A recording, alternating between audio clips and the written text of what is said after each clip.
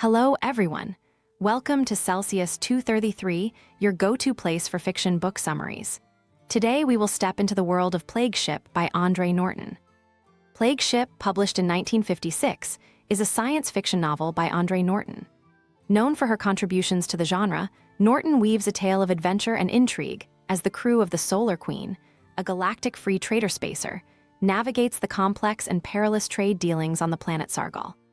The story combines elements of space exploration, trade negotiations, and survival, set against the backdrop of an alien world with its own customs and dangers. Plot summary. Dane Thorson, the cargo master apprentice of the Solar Queen, stood in the cramped bather, his skin smeared with a highly scented paste. This was the price of trade with the Salariki, the native inhabitants of the planet Sargol, where scent was the key to acceptance. Sargol, a world of shifting grass forests and shallow seas, was famed for its exotic fragrances and the coveted Koros stones, which were hidden beneath treacherous waters guarded by the Fearscorp. The crew of the Solar Queen had come seeking these gems, each stone a fortune in itself, but the Salariki were as elusive and enigmatic as the precious stones they guarded. Dane and Rip Shannon, the assistant astrogator, prepared themselves for the grueling process of negotiations with the Salariki. The scent of the paste they wore was overpowering, yet necessary to approach the Salariki without offending their delicate senses. The crew knew that a single misstep could end any hope of trading, but they also had an ace up their sleeve.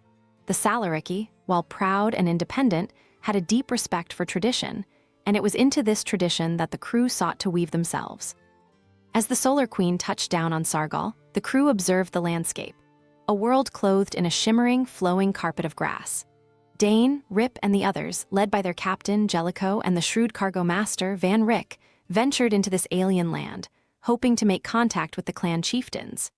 The Salariki were feline in nature, their eyes a startling turquoise or orange, their bodies cloaked in brilliant fabrics, and they carried with them an air of wary independence. Negotiations began in a ceremonial council, where the crew, perfumed to perfection, met the Salariki leaders. The clan leaders, inscrutable and seemingly indifferent, spoke in circles, their words as elusive as the Koros stones themselves.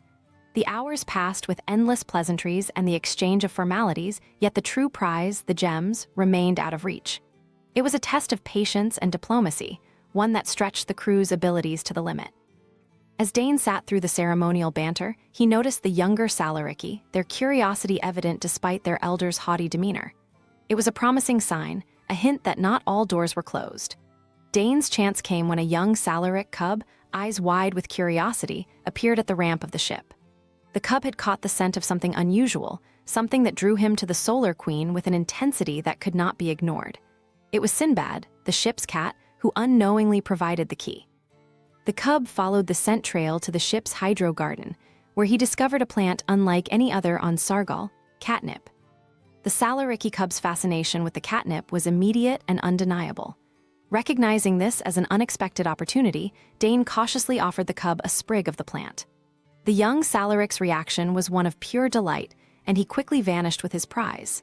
Dane reported this encounter to Van Rick, and the implications began to unfold. Catnip, an ordinary herb on Terra, could be the bargaining chip they needed to unlock the Koros trade. But there was a risk. Introducing a foreign substance to an alien culture could have unforeseen consequences, both medically and legally. The crew soon found themselves facing a new threat. Intersolar IS, a powerful trading company, had also set its sights on Sargol's riches.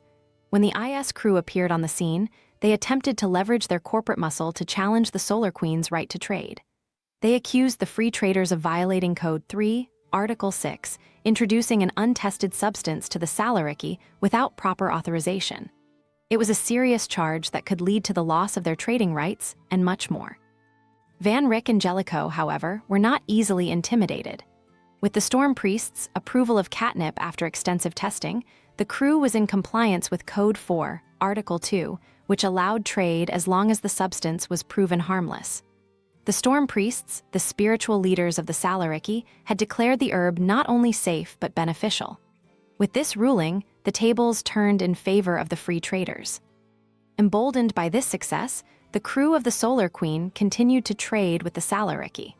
The catnip proved to be a sensation, a treasure more coveted than the finest perfumes. Clan after clan came forward to exchange their Koros stones for the precious leaves. The once skeptical Salariki were now eager to bargain, offering gems of stunning beauty in return for small quantities of the herb. Each deal was sealed with ritual and respect, building a bond between the Terrans and the native clans that went beyond mere trade. But the threat from IS lingered. The company men were not prepared to relinquish their claim so easily. They tried to undermine the Solar Queen's success by spreading rumors and attempting to sway the Salariki with synthetic perfumes and other manufactured goods. Yet the Salariki, with their preference for natural products, were unimpressed by the IS offerings. The bonds forged through the catnip trade proved stronger than IS's calculated schemes. As the trading continued, the crew was reminded of the dangers that lay beneath Sargol's tranquil surface. Harvesting Koros stones was perilous, involving trips to the shallow seas where the Gorp lurked.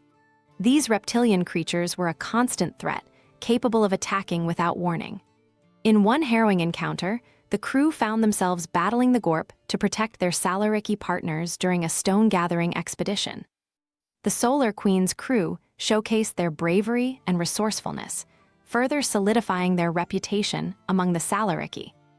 In the end, the Solar Queen departed Sargol with a cargo hold filled with Koros stones, having successfully navigated the treacherous waters of alien diplomacy and corporate rivalry.